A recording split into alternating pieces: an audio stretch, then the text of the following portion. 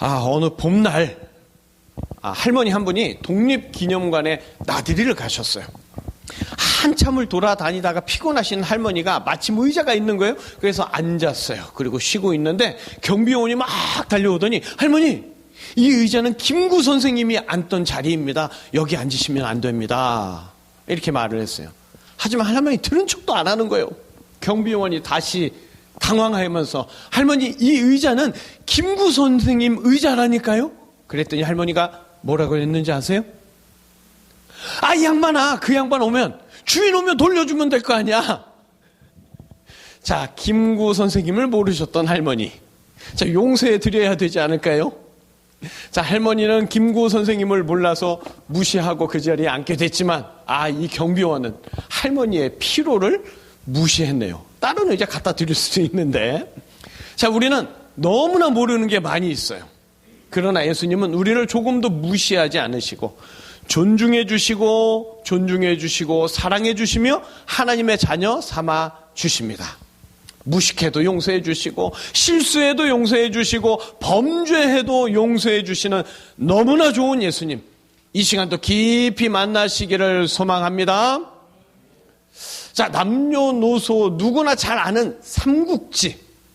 자, 삼국지에는요, 청룡 언얼도를 든 관우도 나오고 적토마를 막 끌고 다니는 여포도 나오고 창을 들고 종횡무진 누비는 조자룡도 나오고 여러 장수들이 나오죠.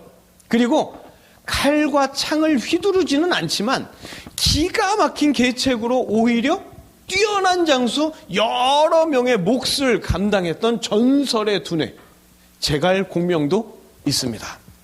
자, 총나라 유비에게 있어서는요, 제갈공명의 비중이 총나라 전체 전력의 반 이상이다 해도 과언이 아닙니다. 그런데 삼국지를 읽다 보면 제갈공명을 무시하다가 그의 계책에 된통당한 불쌍하고 미련한 인물들이 아주 많이 나오죠. 자, 이런 인물들은 전설의 두뇌인 제갈공명을 존중한 게 아니라 무시했기에 속수무책 당할 수밖에 없었죠. 반면 유비라는 인물은 어때요? 제갈공명이라는 존재를 알고 그를 존중해서 그를 모시기 위해서 3번이나 찾아가는 삼고초려를 마다하지 않았습니다. 자, 그래서 위, 촉, 옥, 이 삼국시대, 이 세 나라 중에 유비의 총나라가 가장 보잘것없는 열세였음에도 제갈공명이라는 귀재 덕분에 삼국시대가 유지되었습니다. 자, 그런데 사람들 가운데서 삼국지의 그 불쌍한 인물들처럼 무언가를 안다고 하면서 그걸 존중하고 주시하는 게 아니라 무시해버리는 경우가 많이 있어요. 오히려 아무것도 모를 때 모르니까 조심하죠.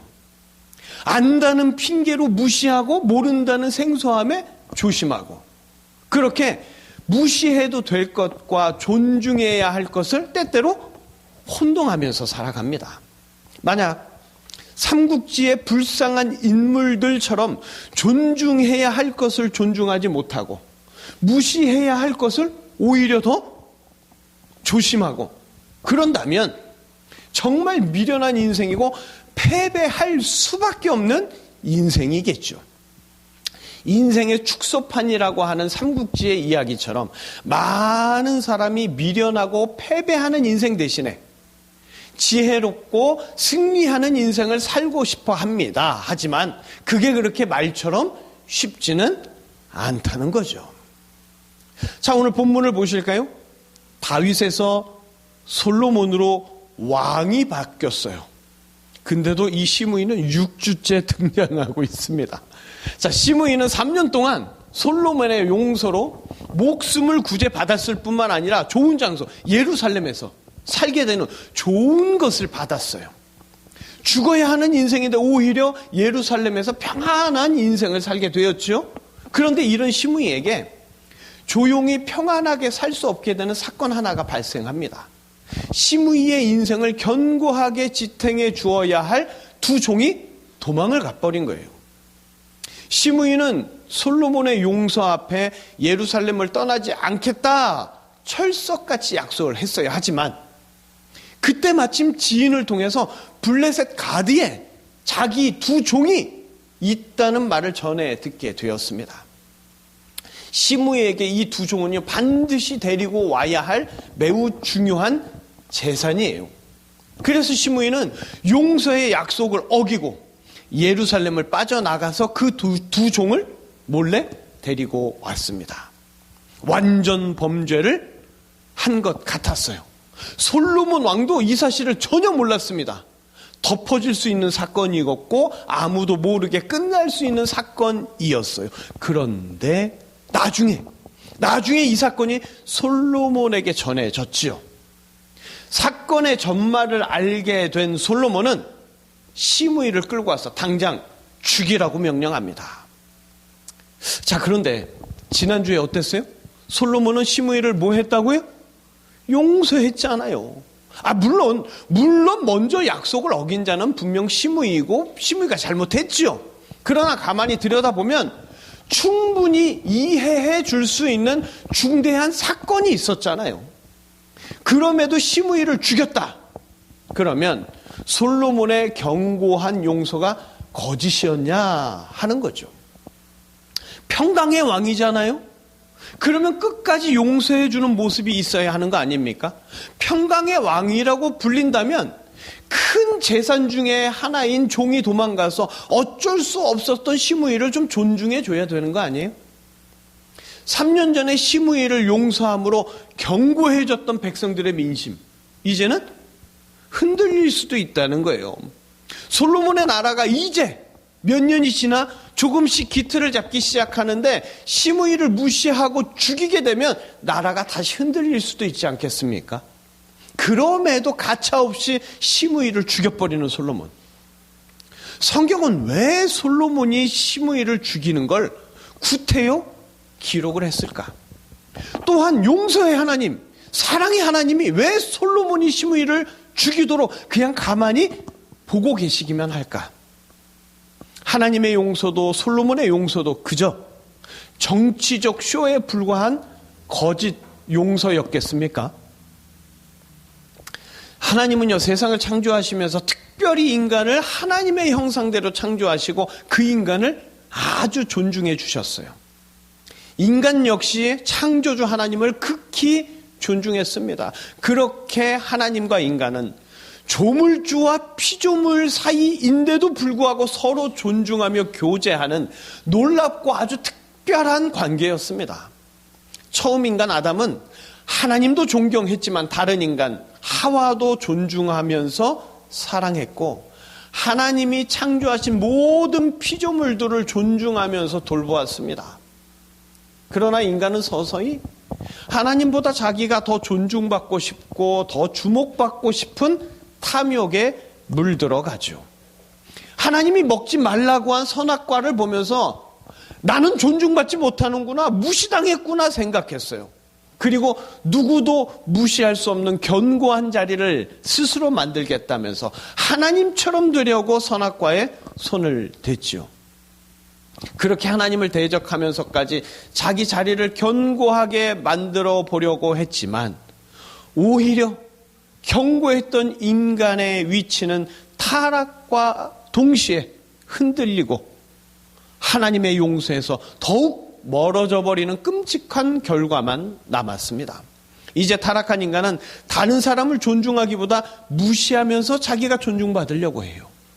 하나님의 창조 세계를 아끼기보다 훼손하면서 오히려 존중받기보다 무시당하는 삶을 살고 자연으로부터도 자연의 분노를 감당해야 하는 힘겹고 어지러운 인생을 살아가야만 합니다. 자, 오늘 성경을 다시 보시죠. 오늘 솔로몬이 시므이를 존중하지 않고 죽이는 이유가 뭡니까? 용서할 때는 언제고 사소한 사건 하나로 트집 잡아서 요놈 잘 걸렸다. 그리고 감정대로 죽이는 느낌 들지 않으십니까? 정말 솔로몬은 거짓 용서로 정치적인 쇼를 했을 뿐이고 생트집 잡아서 시므이를 이때다 싶어서 죽여버렸을까요? 절대 그렇지 않습니다. 성경은요, 쓸데없는 것들을 기록할 만큼 가치 없는 책이 아니에요. 무엇보다 주목할 건 뭐냐? 성경이 말하고 있는 평가입니다. 시므이의 악은 시므이의 머리로 돌려보내시고 솔로몬과 다윗의 왕위는 견고해질 것이다 하는 성경의 말씀. 솔로몬이 모든 것을 하나님의 뜻에 따라서 결정했다는 의미입니다. 솔로몬이 시므이와 한 약속은 사람끼리 한 약속 같지만 신앙 안에서 하나님 앞에서 한 약속이에요. 만약 시므이가 두 종을 데려오려면 다른 사람에게 부탁을 좀 하든지 아니면 솔로몬에게 자기 사정을 말하면서 도와달라고 엎드리든지 부득이하게 잠시 예루살렘을 떠나도 되겠냐고 간청할 수도 있었습니다. 그랬다면 시므이가 받은 용서는 변함없이 견고했을 거예요. 그러나 시므이는 자기의 약속을 자기가 급하다고 그 용서의 약속을 파기해버렸고 그 이후에도 솔로몬에게 제가 급해서 이렇게 다녀왔습니다. 솔로몬에게 용서를 구할 수 있었지만 솔로몬과의 약속을 가볍게 여겼기 때문에 무시하고 넘어갔습니다. 견고한 용서의 은혜를 스스로 무너뜨린 거죠. 그리고 나중에 다 알게 된 솔로몬은 용서의 약속을 무시하고 파기한 시므이에게 죽음을 선언합니다. 시므이는 나중에라도 솔로몬에게 말을 해야 했어요. 그러나 끝내 아무 말 없이 솔로몬의 용서에 침을 뱉는 추악한 죄를 저지른 결과가 되었습니다. 시므이는 마음 중심에 애초에 솔로몬의 용서를 하찮고 가볍게 여긴 거죠. 하나님은요, 시므이에게 여러 번 용서받게 하셨어요. 하지만 때마다 시므이는 그 용서를 무시하는 행동을 반복하기만 했습니다. 하나님은요, 용서해 주었는데도 불구하고 그 용서를 하찮게 여길 때 다시는 용서의 기회를 주시지 않습니다. 죄를 지었는데 사죄하는 게 아니라 자기 죄를 가리고 막고 자기는 죄가 없다고 하기에 급급한 자들, 결국 하나님이 그 죄를 다 드러내십니다. 용서하시는 하나님을 경멸하고 속이는 죄에 대해서 하나님은 공의를 정확하게 나타내십니다. 하나님은 늘 용서해 주시죠. 그러나 용서의 하나님을 무시하면 용서의 길은 사라지고 맙니다. 하나님을 제대로 알지 못하면 모르는 만큼 무시하게 되겠죠. 솔로몬은 하나님을 정확히 알고 존중했지만 시므이는 솔로몬을 통하여 용서하시는 하나님을 알려고 하지도 않았기 때문에 그 용서를 무시할 수밖에 없었고, 그렇게 그는 용서받을 수 없는 비참한 자가 되었습니다. 용서하시기 위해 예수님이 이 땅에 오셨죠. 모든 죄를 용서하시고 죄의 문제를 해결하시려고 친히 인간들 곁으로 오셨어요. 그러나 바리새인 제사장들 예수님의 용서를 전혀 받지 못했습니다. 왜냐? 유일한 용서의 주체자를 무시하고 그에게 가지 않았기 때문입니다. 예수님이 어떤 분인지 전혀 알지 못했고 알고 싶어 하지도 않았어요. 유일한 전능자가 용서를 위해서 오셨다면 그분의 용서를 경멸하고 무시하고 하찮게 여기는 거, 이것만큼은 하지 말았어야 했는데 말이죠. 용서하는 자의 용서를 무시하는 건 그 용서를 너무나 가볍고 우습게 만들어버립니다. 견고한 성을 무너지게 하려면 기초를 흔들면 돼요. 용서라는 견고한 성을 무너뜨리는 건 용서하는 자를 무시하고 외면하는 겁니다. 그래서 예수님은 용서의 주체자를 무시하고 외면하지 않도록, 용서받지 못하는 자가 되지 않도록 예수님이 누구신지를, 예수님이 어떤 분이신지를, 무엇을 행하시는지를 부단히 지금도 알려주고 계시는 줄 믿습니다. 예수님은요, 세상을 지으시고 주관하시는 전능한 신성의 하나님이시죠. 그래서 예수님은 모든 용서의 주체자가 되십니다. 사람은 용서 구할 때 어떻게 해요? 자기 때문에 피해를 본 특정한 상대를 찾습니다. 그리고 그 상대에게 미안하다는 말과 함께 피해에 대한 배상을 해주면 그러면 용서받았다고 생각하는 거예요. 다시 말해서 용서받을 만큼 무언가를 했으면 용서받을 수 있다. 이렇게 굳게 믿고 있는 거죠. 이렇게 되면 용서의 주체는 누가 됩니까? 인간 자신이 돼요. 피해자든 가해자든 모두가 자기 입장에서 용서의 주도권을 자기가 가지려고 합니다. 그러나 인간들이 착각하고 있는 게 있어요. 내가 용서받을 만큼 뭔가를 했다고 용서받는 게 아니라는 겁니다. 내가 누구를 용서해 줬어요. 그랬다고 해서 그의 죄가 없어지는 게 아닙니다. 모든 죄는 하나님을 향한 거예요. 죄로 인한 형상 때문에 아파하고 힘들어하고 갈등이 생기는 것이지 모든 인간은 하나님 앞에 죄를 지은 가해자입니다. 이런 인간들을 위해서 예수님은 십자가에 못 박히시며 모든 인류의 죄성에 대한 피해자가 되셔서 모든 죄를 용서해 주셨어요. 그렇게 오로지 삼위 하나님만이 용서해 주실 수 있습니다. 삼위 하나님은 예수님을 통해서 용서해 주시죠. 그래서 예수님을 존중하지 않는 자, 예수님의 용서를 무시하는 자, 모든 용서의 길이 끊기게 됩니다. 용서의 길이 사라진 불쌍한 인간들에게 하늘의 절대자, 용서의 주체자가 친히 찾아오셨어요. 하지만 인간들은 예수님을 알지 못했습니다. 예수님은 자기가 누구신지 무엇을 하시는지 끊임없이 알려주세요. 하지만 미련한 인간들은 예수님의 말씀을 가볍게 슝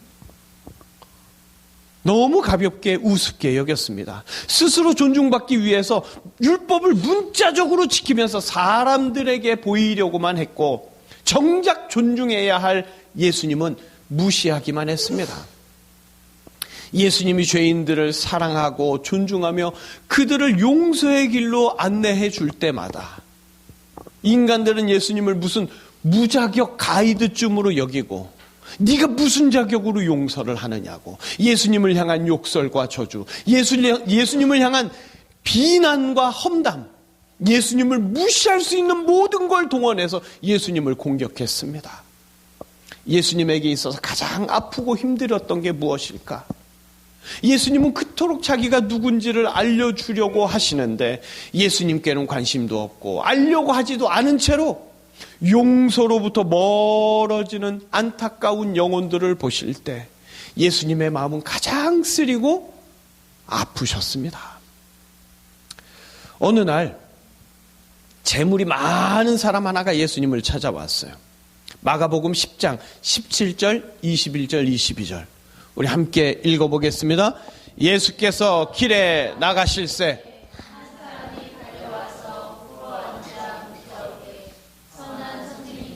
내가 무엇을 하여야 영생을 얻으리까? 예수께서 그를 보시고 사랑하사 이르시되 내게 아직도 한 가지 부족한 것이 있으니 가서 내게 있는 것을 다 팔아 가난한 자들에게 주라. 내게 있으리라. 그리고 와서 나를 따르라 하시니 그 사람은 재물이 많은 고로 이 말씀으로 인하여 슬픈 기색을 띠고 근심하며 가니라. 아멘. 부자는요 예수님께 나와서 무엇을 해야 영생을 얻겠습니까? 진지하게 물음을 던졌어요. 그래서 예수님이 십계명 후반부를 말씀하시면서 이렇게 해라 할 때 이 사람은 당당하게 다 지켰습니다. 어려서부터 다 지켰습니다. 이에 예수님이 그런데 한 가지가 부족하다. 모든 재산을 다 처분해라 이렇게 말씀하시는 거예요. 그랬더니 재물이 많던 그 사람은 슬픈 기색을 띠며 근심하며 돌아간 거죠. 자, 예수님이 왜 민감한 돈 얘기를 했을까? 그것도 전 재산을 다 없애라고. 아무것도 없는 예수님, 가난한 예수님이 질투가 나서 예수님은 찾아온 이에게 존중과 사랑으로 말씀하셨습니다. 부족한 하나가 있다. 이 부족한 하나는 99%가 되어 있는데 활용 점정처럼 1%가 부족하다. 이게 아니라 부족한 하나가 뭐냐? 가장 중요한 것, 전부가 되시는 바로 예수님이 없다. 예수님을 존중하고 따라라 하는 거였어요. 그러나 부자였던 사람은 예수님을 존중하기보다 자기가 존중받을 수 있는 자기 재물을 선택한 겁니다. 예수님을 찾아오기는 했지만 따르지 못하고 떠났던 건 예수님을 존중한 게 아니라 예수님을 무시하고 재물을 존중했던 결과예요. 부자였던 사람은 예수님이 누군지 몰랐습니다. 예수님 분명히 말씀하세요. 선한 분은 오직 한 분 하나님밖에 없다 하실 때, 자기를 따르라 하실 때 바로 예수님 자신이 그 선한 하나님이라는 말이었는데, 부자의 관심은 무엇을 자기가 해서 존중받을까, 칭찬받을까 였지 예수님이 누군지 알고 예수님을 따르는 게 아니었습니다. 부자의 근심은 자기 자신에 대한 근심이었지 예수님을 향한 근심, 예수님을 알고자 하는 그런 근심은 없었습니다.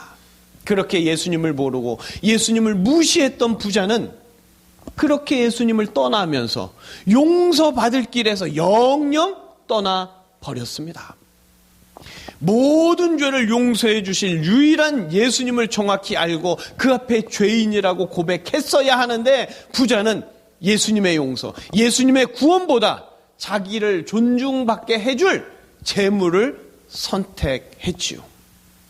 예수님을 존중하는 자가 예수님의 용서를 받습니다. 예수님을 용서할 뿐으로 받아들이지 못하는데 유일한 용서의 주체자를 받아들이지 못하는데 어떻게 용서를 받겠습니까? 예수님은 지금도 용서를 주고자 하십니다. 그 예수님을 무시하지 말고 존중하며 받아들여야 용서받는 자가 되는 줄 믿습니다. 용서는요, 확실하고 유일한 주체자가 있어요.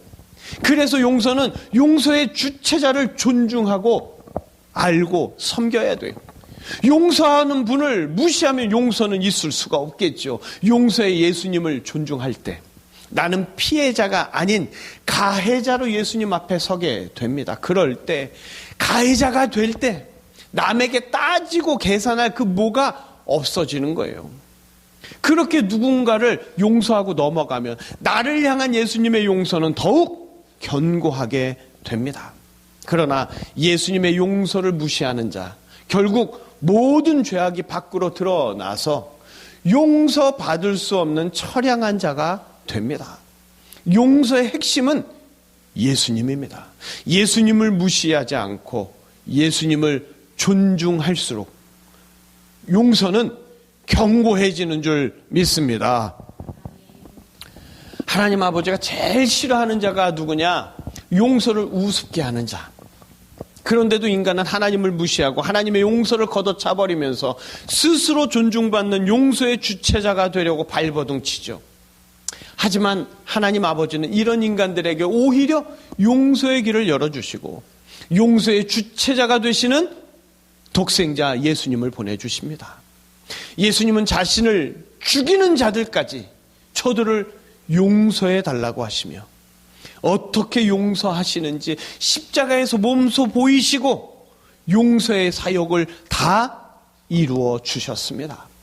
예수님 한편의 강도처럼 마지막까지 용서해 주시되 욕하던 자도 돌이켜 예수님을 존중하도록 용서의 예수님을 알고 그 앞에 엎드리도록 하나님께서 역사해 주십니다.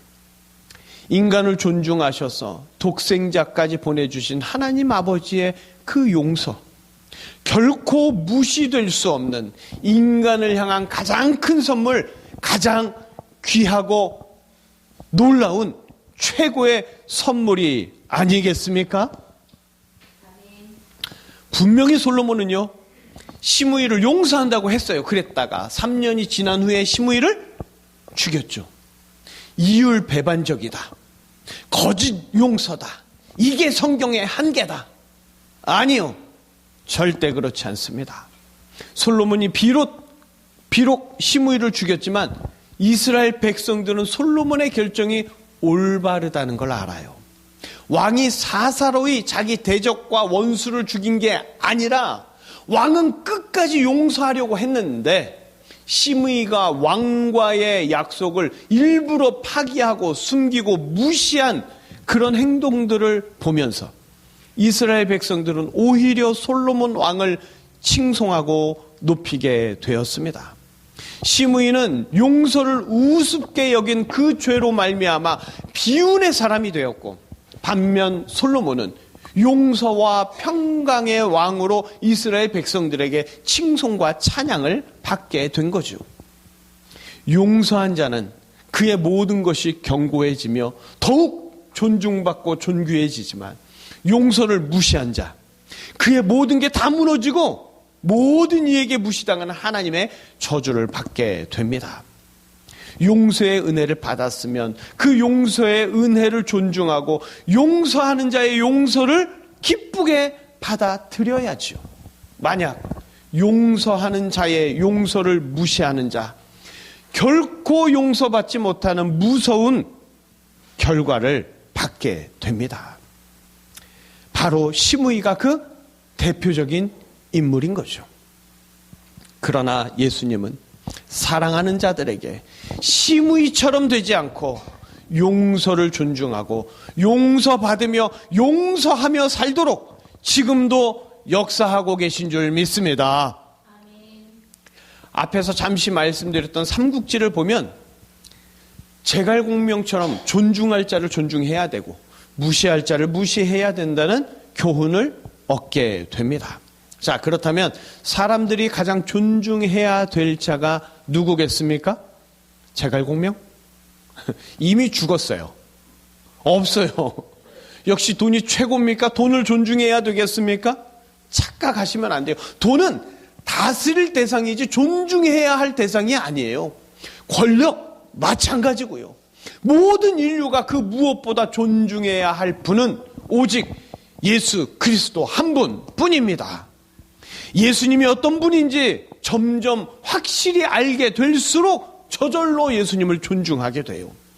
모든 인류의 죄를 깨끗이 용서하시고 구원을 주시는 예수님, 누구든지 그 예수님을 알고자 하면, 그분의 용서를 존중하면 인생 가운데 어떤 계책에 빠지고 어떤 패배를 당할지라도 예수님은 모든 잘못을 다 용서하시고 어떤 피해도 다 회복시켜 주십니다. 그러나 예수님을 알지도 못하고 그 용서를 우습게 여기면 인생에 어떤 답도 없어요. 답이 없는 인생이 됩니다.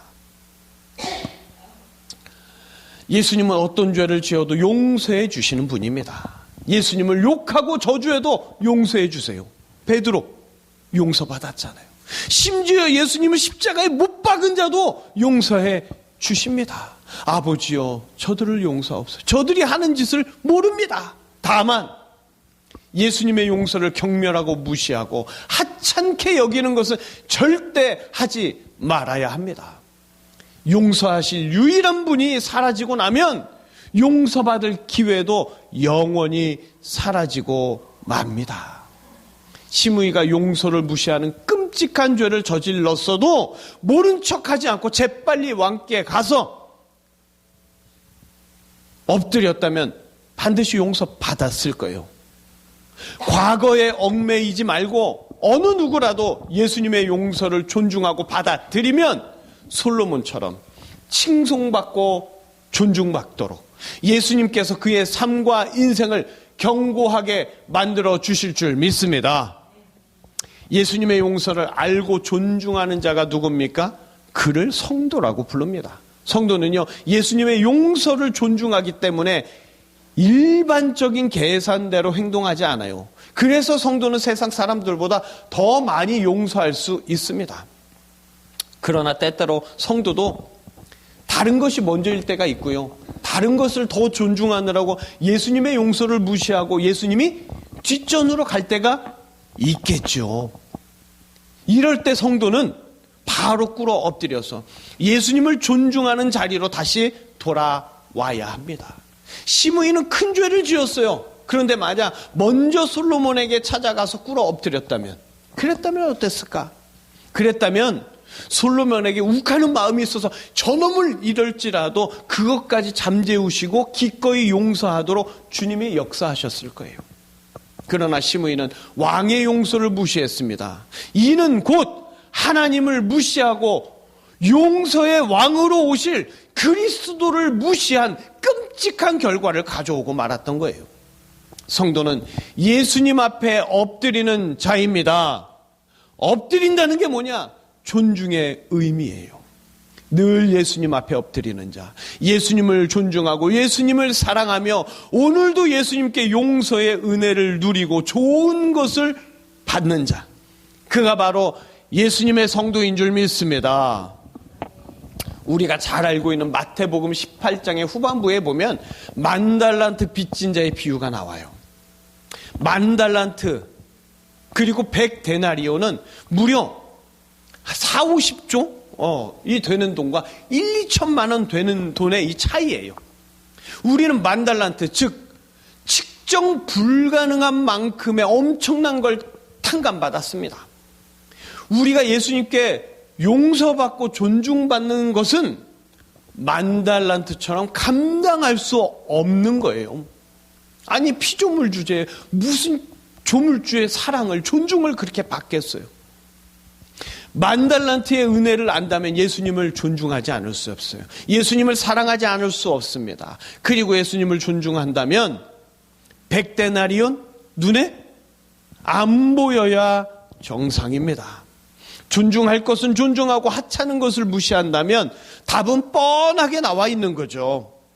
용서는 내가 하는 게 아닙니다. 예수님께서 탕감해 주신 만달란트의 빚, 죽어야 할 죄에서부터 용서해 주셨기 때문에 예수님을 존중할 수밖에 없고, 그런 예수님을 사랑할 수밖에 없고, 그렇기 때문에 사소하고 지극히 작은 내 이웃의 잘못, 이런 건 나에게 진 빚은 보이지도 않고 그냥 넘어가기 때문에 그렇게 예수님의 용서를 나도 모르게 따라가게 되는 거예요. 내가 용서하는 게 아니라 예수님을 존중하고 예수님을 사랑하는 가운데 예수님께서 나를 용서의 길로 동행시켜 주시는 거죠. 그리고 예수님은 그런 우리를 잘했다고, 내가 용서했다고 기특해 하시며 칭찬해 주십니다. 그게 예수님의 용서입니다. 우리는 만달란트를 잊지 말아야 합니다. 도무지 계산되지 않는 엄청난 것들, 우리는 예수님으로부터 받은 게 너무나도 많이 있어요. 죽어도 씻을 수 없는 허다한 죄를 용서받았으면 물론이거니와 값을 따질 수 없는 소중한 가족들도 주님이 주셨고, 매 순간순간마다 여러 가지 축복을 우리에게 허락해 주십니다. 무엇보다 영원한 생명, 영생과 천국이라는 엄청난 선물을 우리에게 주셨어요. 이것을 바라보면 더 이상 부족할 게 없고 더 이상 따질 게 없고 예수님만 바라보며 예수님만 존중하고 예수님만 사랑하게 되는데, 묘하게도 우리의 눈은 자꾸 서운한 사건, 모자란 물질, 아픈 상처에만 머물러 있습니다.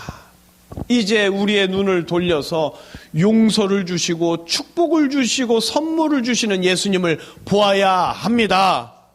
용서의 예수님을 모르고 무시하면 용서받지 못할 자가 되고, 축복의 예수님을 모르고 무시하면 축복받지 못할 자가 되고, 선물의 예수님을 모르고 무시하면 영생도 천국도 못 받는 불쌍한 자가 됩니다. 삼국지에서 유비는요, 제갈량만 잘 존중했어도 일국의 황제로 기록에 남아 있어요. 자, 그렇다면 온 세상의 주인을 잘 알고 존중한다면, 그렇다면 어떤 결과가 나타나겠습니까? 예수님은 지금도 우리에게 용서의 은혜, 축복의 선물을 주시고자 하십니다. 예수님을 존중하고 예수님을 사랑하며 용서받은 자, 축복을 누리는 자, 선물이 가득한 자, 그래서 예수님처럼 용서하는 자가 되시기를 간절히 소망합니다. 인생에서 절대 거부하면 안 되는 딱 한 분, 그분이 바로 예수님이에요. 우리는 예수님을 믿고 따를 뿐만 아니라 그분을 전해야 합니다. 사막의 죄라는 게 있어요. 사막에서 물을 발견한 사람이 다른 사람에게는 그 물이 많은 사람 먹으면 말라버릴까 봐 안 말해준다는 거예요. 그게 뭡니까? 사막의 죄예요. 고기 잡는 어부가 고기 잘 잡히는 곳을 말해주지 않고 돈을 많이 번 사람이 돈 버는 방법을 말해주지 않듯이 홀로 잘 먹고 잘 살겠다는, 나 혼자 길게 가겠다는 이기주의를 말하는 거죠. 그런데 착각하는 게 뭐냐? 아무리 물이 많으면 뭐예요? 아무리 돈이 많으면 뭐예요? 거기 행복이 보장되지 않아요. 영생이 보장되지 않습니다. 결국 이런 자는 뭐냐? 예수님의 용서를 모르는 자, 예수님의 용서를 무시하는 자. 우리는 받기만 하는 게 아니라 전하는 자가 되어야 합니다. 예수님을 사랑하고 예수님을 존중하기 때문에, 그리고 예수님께 용서받았기 때문에 예수님을 전해야 합니다. 10,000달란트보다 더 큰 죄를 용서받고 10,000달란트보다 더 많은 것을 받았기에 가만히 있으면 안 됩니다. 전하지 않으면 사막의 죄처럼 용서받지 못할 자가 됩니다. 용서받지 못할 자에서 용서받는 자로, 축복을 받지 못할 자에서 축복을 누리는 자로 변화시켜 주시고 견고하게 만들어 주시는 예수님께 늘 찬양하고 감사하면서 주저하지 않고 예수님을 전하는 우리 모두가 되시기를 예수님의 이름으로 축복합니다. 기도하시겠습니다.